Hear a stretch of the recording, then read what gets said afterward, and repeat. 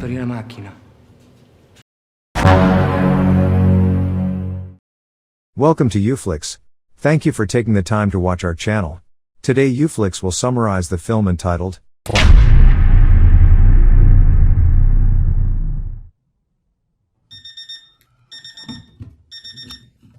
Di awal film, kita diperkenalkan dengan Leonida Riva. Kita panggil saja dia Leo. Dia adalah seorang mantan kapten pasukan khusus yang kini hidup sendirian di masa tuanya. Meskipun sudah tuir, Leo masih terlihat kekar dan kuat. Setiap hari dia melakukan olahraga ringan untuk memelihara kebugarannya. Di sisi lain, dia terlihat seperti orang yang memiliki trauma mendalam. Hari itu, Leo kembali datang ke markas militer, lebih tepatnya psikiater militer. Dia meminta tambahan obat penenang karena miliknya habis. Sepertinya Leo memang memiliki trauma yang begitu berat. Restare tranquillo. Una soluzione diversa, altrimenti mi diventa impossibile.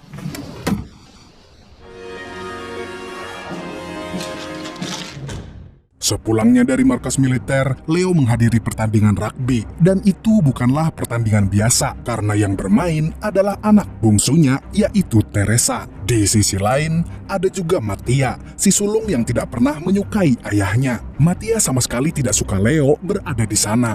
Dia bahkan malas untuk diajak mengobrol, dan sepertinya Leo mewajarkan hal tersebut. Selain itu, Leo juga bertemu dengan Angela, ibu dari anak-anaknya. Leo dan Angela telah bersepakat untuk hidup secara terpisah sejak Leo pensiun. Mereka juga mengatur jadwal temu anak agar Leo tetap bisa mengurus anaknya.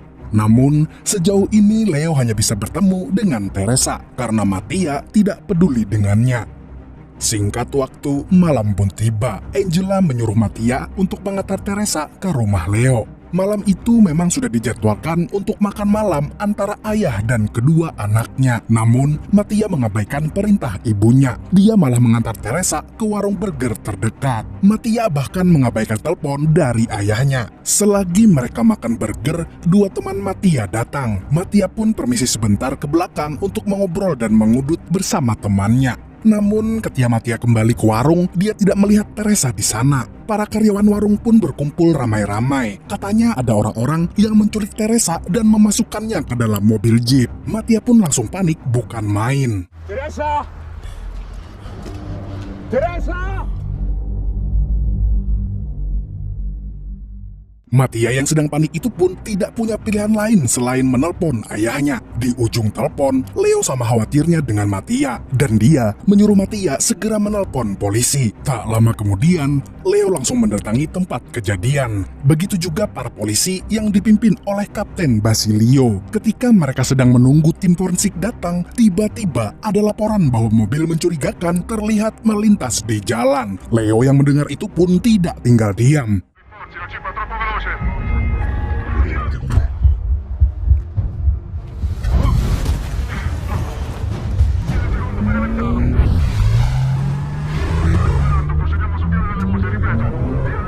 Karena polisi lambat bergerak, Leo pun langsung membajak mobil Basilio dan mengikuti mobil mencurigakan itu. Alhasil, kejar-kejaran pun tak dapat dihindari.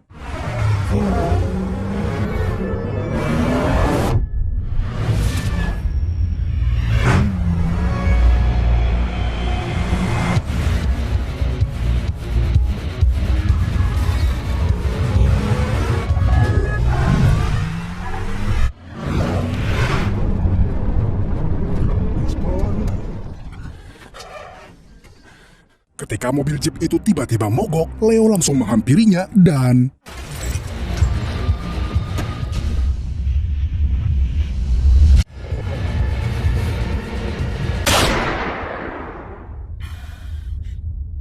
sayangnya, jeep itu berhasil kabur dari amukan Leo. Sementara itu, Angela juga mendatangi tempat kejadian. Dia terlihat sangat syok.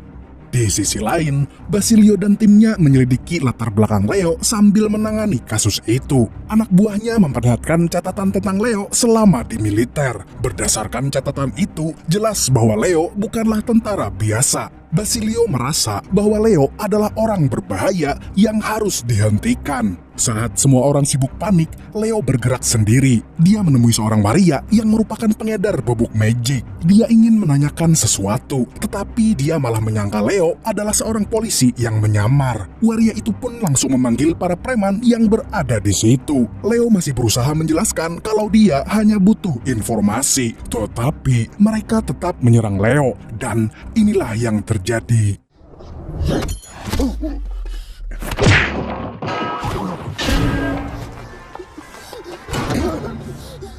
Setelah mengalahkan mereka semua, Leo langsung menghajar si waria dan menanyakan dari mana dia dapat bubuk magic itu. Setelah diberitahu oleh si waria, Leo langsung mendatangi sebuah klub malam. Di sana, Leo terlihat pusing karena musik yang bising dan lampu kelap-kelip. Namun dia berusaha mengendalikan dirinya. Dan saat Leo melipir ke tempat yang agak sepi, dia mendengar seorang perempuan bernama Ningsih membicarakan tentang Jeep. Leo pun langsung curiga.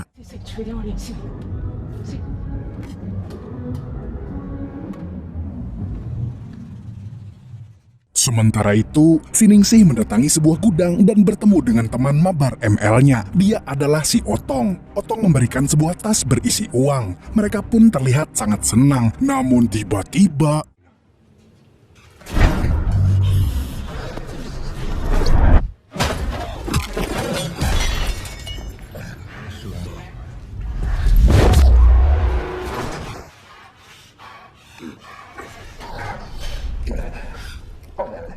Leo berhasil menghajar si Otong, tetapi tidak mendapatkan jawaban apapun karena si Otong terlanjur koit. Satu-satunya orang yang bisa memberinya informasi saat ini adalah si Ningsih. Tetapi dia berhasil kabur dari kejaran Leo yang perutnya sempat tertusuk oleh pisau si Otong. Sementara itu, Mattia yang merasa bersalah atas penculikan Teresa pun mendatangi Basilio. Dia bertanya apa yang bisa dia bantu, namun Basilio hanya mengatakan agar Mattia menemani ibunya saja, biar polisi yang bertindak. Tak lama kemudian, polisi mengidentifikasi mobil Jeep yang diduga mobil penculik. Mereka pun langsung bergegas. Di sisi lain, Angela mendapati rumahnya sudah dibobol oleh seseorang. Namun dia langsung lega ketika melihat Leo di sana. Leo meminta maaf karena masuk tanpa izin. Dia hanya ingin menjahit luka di perutnya. Tetapi kediamannya sudah diawasi oleh polisi dan gangster. Saat Leo sibuk menjahit lukanya, Angela malah berusaha menelpon polisi agar Leo memberikan informasi ke polisi. Angela ingin polisi saja yang menangani kasus ini. Sayangnya, Leo tidak begitu percaya kepada polisi yang buncit-buncit itu. Sementara itu, Mattia menyusup ke ruangan investigasi dan terlihat ingin mencuri sebuah dokumen tentang ayahnya. Entah apa yang sedang dia rencanakan. Di tempat lain, Basilio dan anak buahnya sedang mengintai sebuah pabrik yang diduga berisi orang-orang yang terlibat penculikan. Anak buah Basilio kemudian mengatakan kalau Leo tidak terlibat dalam penculikan. Dia justru memberi petunjuk kepada polisi secara tidak langsung. Basilio pun mengiyakan perkataannya. Kemudian, mereka berdua nekat turun dari mobil dan pura-pura minta bantuan. Namun, orang-orang di sana terlihat sangat mencurigakan. Ternyata, mereka memang gangster. Situasi pun menjadi tegang ketika mereka mulai mengeluarkan pistol masing-masing. Basilio berusaha menenangkan mereka dan memilih bernegosiasi. Tetapi, salah satu gangster itu menembak anak buahnya.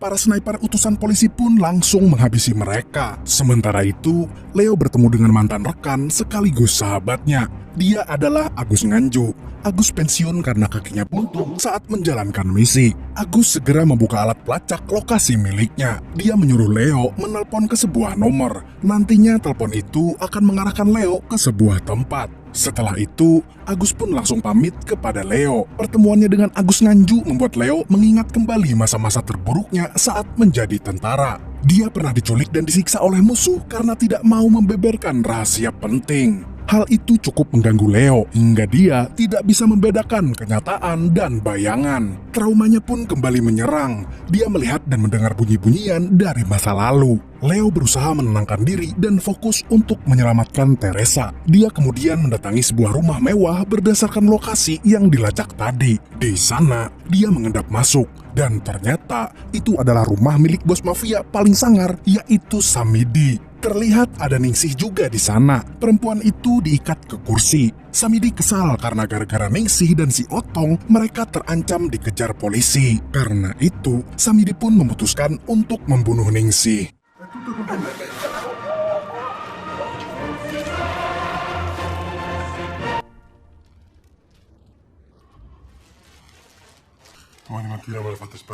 Setelah itu, Samidi menyuruh anak buahnya untuk memanggil Teresa. Dia akan dijual ke orang mesum. Dan benar saja, Teresa ada di rumah itu. Leo pun langsung bersembunyi di balik pintu. Dia memberi kode kepada Teresa agar tetap diam. Dan saat Leo hendak menyelamatkan Teresa, tiba-tiba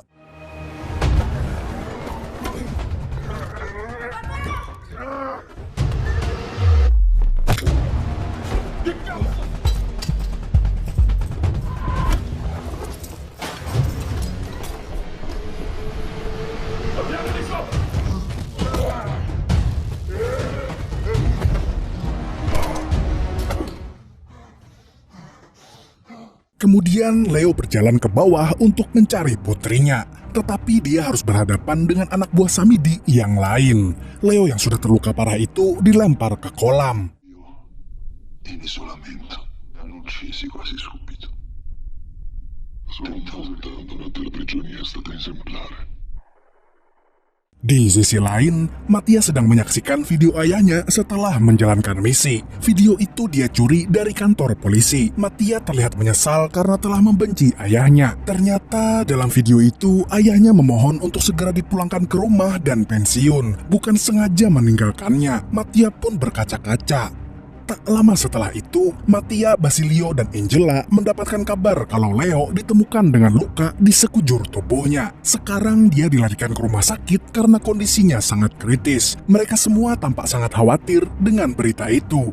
Mattia dan Angela pun langsung menuju ke rumah sakit. Di sana, Angela menceritakan kenapa Leo pergi dari rumah. Leo tidak diusir, tapi dia yang mau pindah sendiri. Leo merasa membahayakan keluarganya, karena ketika sedang marah atau traumanya muncul, Leo akan bertindak seperti monster. Dia tidak ingin kalap dan melukai keluarganya. Mendengar itu, Mattia lagi-lagi menyesal karena telah membenci ayahnya. Kemudian, Mattia langsung masuk ke ruangan ayahnya begitu dia sadar. Di sana, Leo merencanakan sesuatu. Dia ingin Mattia membantunya. Pertama-tama Leo melepaskan dulu borgol di tangannya dengan penjepit kertas. Setelah itu, dia menyuruh Mattia untuk menutup pintu sebelum polisi masuk. Namun polisi itu berhasil masuk dan menodongkan pistol kepada Leo.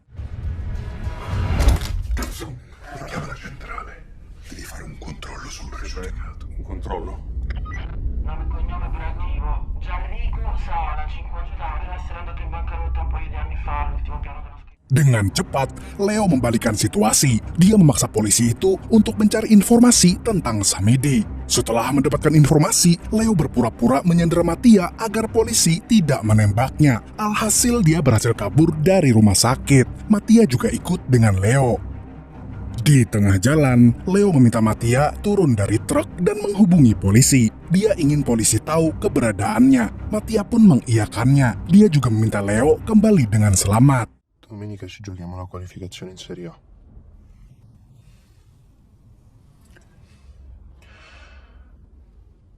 Di tempat lain, Samidi melakukan pertemuan dengan orang mesum yang akan membeli Teresa. Namun tanpa dia sadari, Leo sudah membunuh beberapa anak buahnya. Setelah menyadarinya, Samidi langsung turun tangan dan mencoba menembak Leo. Baku tembak pun terjadi dengan sengit.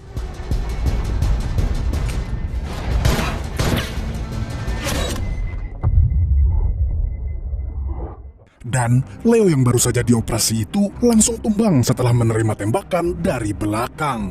Samidi pun langsung mencekik dan mendorong Leo ke pagar pembatas gedung. Namun, justru dia sendiri yang jatuh. Leo pun berhasil menemukan Teresa.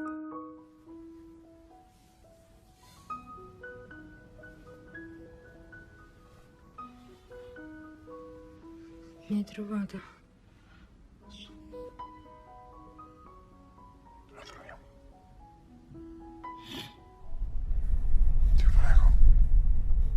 Namun, dia langsung ditodong pistol oleh orang mesum itu. Untungnya Basilio datang di waktu yang tepat. Tumben cepet. Setelah itu, Teresa langsung dicek kesehatannya oleh para medis. Sementara Basilio menimbang-nimbang apakah dia harus menangkap Leo karena melakukan kekerasan. Namun, setelah Leo berbicara kepadanya, Basilio mengurungkan niat untuk memborgol Leo. Kini Teresa kembali ke pelukan Angela. Leo hanya bisa melihatnya dari jauh. Namun ketika dia hendak pergi, Mattia tiba-tiba memeluknya. Sekarang Mattia tidak lagi membenci ayahnya. Justru dia bangga memiliki ayah seperti Leo.